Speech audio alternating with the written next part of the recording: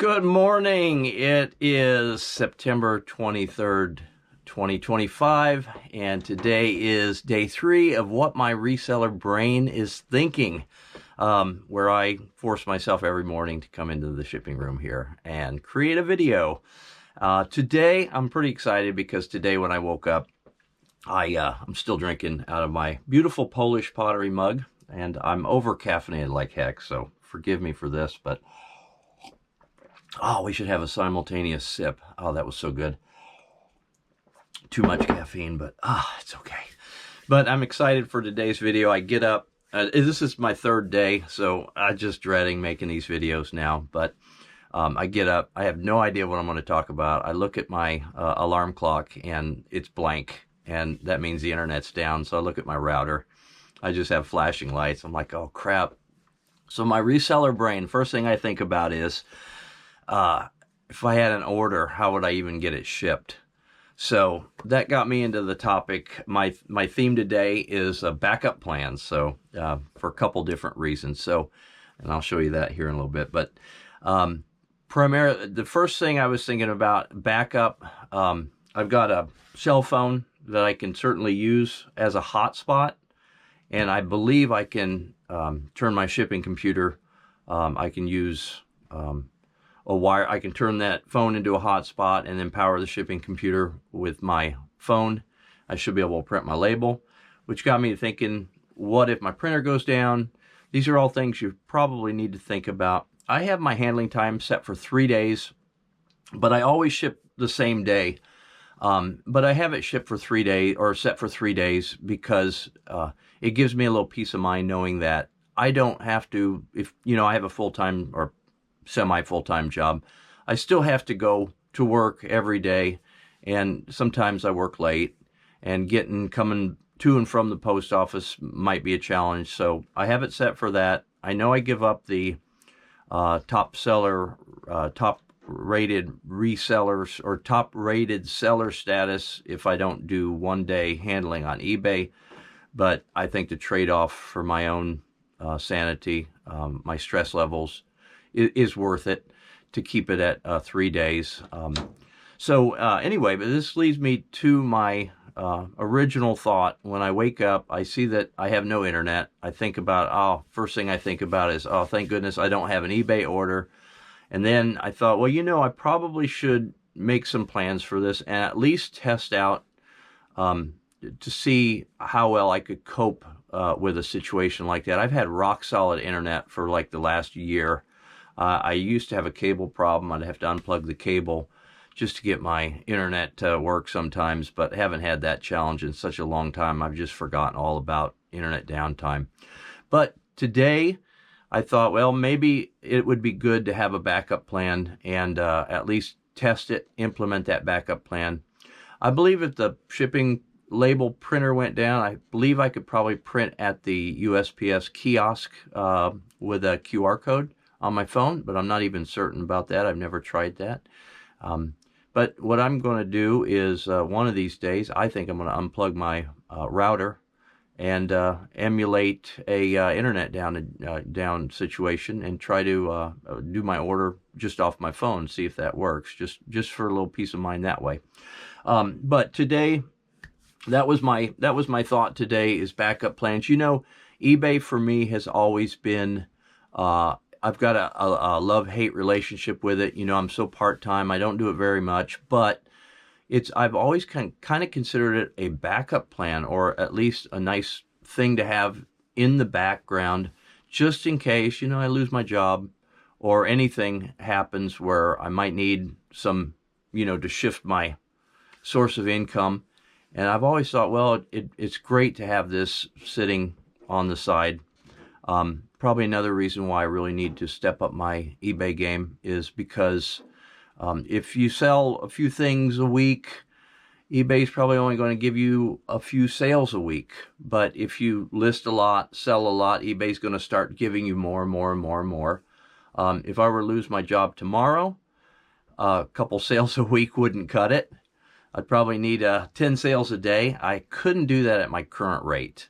So that for sure has convinced me that I really need to step this up. and almost treat it like a full-time job, just in case, and that will strengthen that plan B for me, and give me a little peace of mind that way. And then also on plan B, I was thinking about this little marker. I've got this little marker. It's made by Nissen, Nissen, or Nissen. I don't know how to pronounce that. It's JP Nissen Company, and I've used this.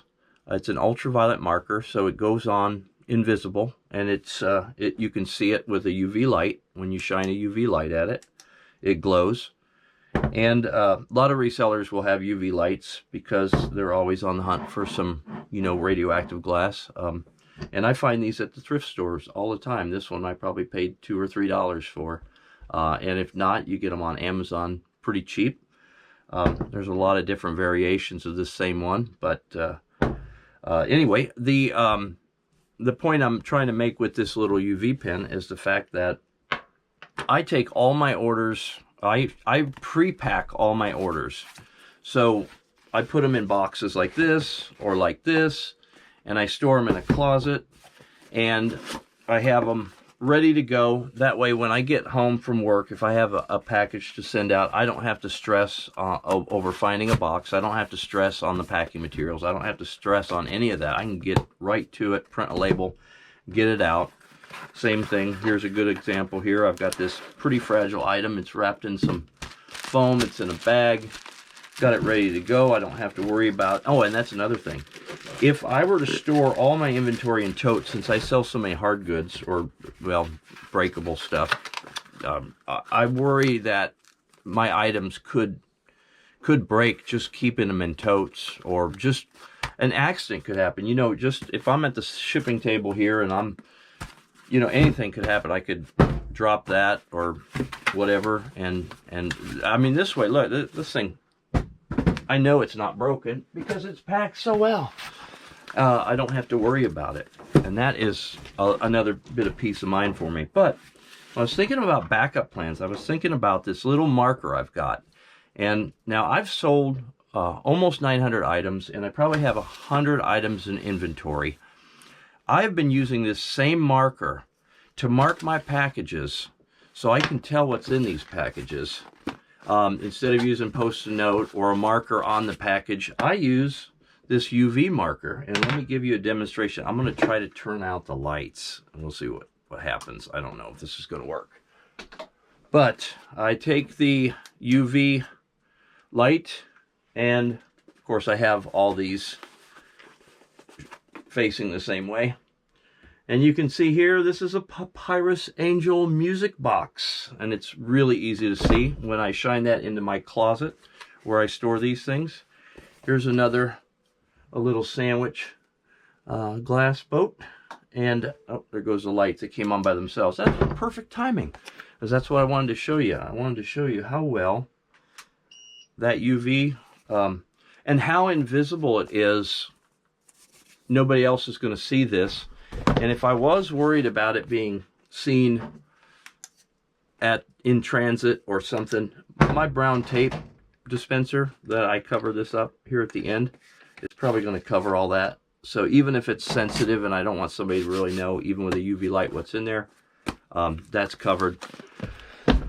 Which leads me to my next thing about the backup.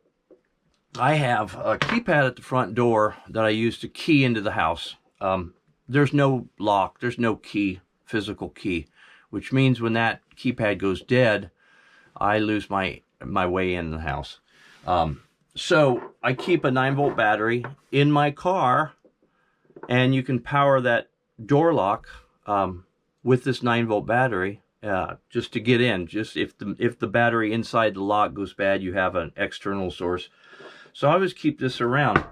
What I wanted to show you with my UV light was the collection of mustard glass and uranium glass. This is all stuff out of my personal collection that I've picked up through the years shopping at the eBay. The point of this UV light and the point of this marker And the whole point of all this is a lot of people have these UV lights already, because a lot of resellers are looking for uranium glass because it has some collector value to it. And it's a wonderful thing to try to look out for. Here's an example of some radioactive glass. And you say, well, it's not green, so it shouldn't be radioactive, because we all consider this green glass as radioactive. But I'd like to show you this, how well this glows. I'll show you how well all this glows. So here's your, this is a Victorian era piece of glass that is radioactive, and it's not green unless you shine a UV light on it. Another piece of radioactive glass. And this is all safe to handle, by the way. This is not dangerous. I mean, no radiation is healthy, but you know, in moderation, right? So that timing on that light is impeccable. This is my point on this. We're talking about backing up today. This was my backup battery that I keep in my car in case I get locked out of the house. I wanted to show you with this SEI International Geiger counter that this glass is in fact radioactive, even though it's not green. So I wanted to show you, because just because it glows doesn't mean it's radioactive. So I wanted to actually show you with a Geiger counter. I went to turn on the Geiger counter, it was dead. The 9-volt battery was dead in it. So I thought, well, no problem. I've got, and I don't keep 9 volts in the house because I think they're a fire hazard. Well, unless they're taped up nice here at the top. But I just keep this in the car, so I always know I have a 9-volt. Well, guess what? I put this in the meter. My backup to get in the house is dead. So this was a wonderful exercise for me. The stress of trying to come into the house to ship an order when the internet's down and I can't get it in the house would put me over the edge. Absolutely destroy me. So today I'm going to buy some 9-volt batteries. And while we're here, I'm going to show you, let's get this other light on. I'm going to show you that not all green glass, or, well, not all radioactive glass has to be green. How about that? So we're going to turn our Geiger counter on, our radiation detector. This is an overkill. This is something that, this is from SEI International. This is, well, I don't think they make this one anymore, but this was probably $600. It's a bit much for the casual user, but I kind of like this stuff. So I want to show you now this number here, this 20, that's just background radiation, if you can see that okay. But we're going to show you, oh, look at this, still has a Goodwill sticker, $2.99. This is probably from the 1800s. I'm going to show you how well how radioactive that is. So 140, I'll give you an example of a few other things. Uh-oh. Here's some custard glass. This is a souvenir from Colfax, Wisconsin. So that one is reading about 408. That's kind of cool. Here's a little salt shaker. Look at that, 99 cents. That's awesome. And there's more alarms going off. That means it's time to end this video. And because when we got the alarm, it's like a circuit. My wife says it's like a circus show over here. I got so many sounds and noises. But that's it for day 3 of what my reseller brain is thinking. It's all about backup, backup, backup. So today I'm going to think about things I can do to create backups, backup plan B, and try to reinforce those things I have in place, those protections I have in place. And that's it for today. So hope you enjoyed the video. Oh, one last thing. The channel's got 4 videos up, and we've got 4 subscribers. Whoever subscribed, that's amazing. Thank you so much. I think I'm a subscriber, and I think my wife's a subscriber. So technically, this will be the 2nd subscriber we have. So it's not a lot, but that's so cool. Thank you, whoever did that. That's awesome. So appreciate it more than you know. Thanks, and we'll see you again. Take care. Bye.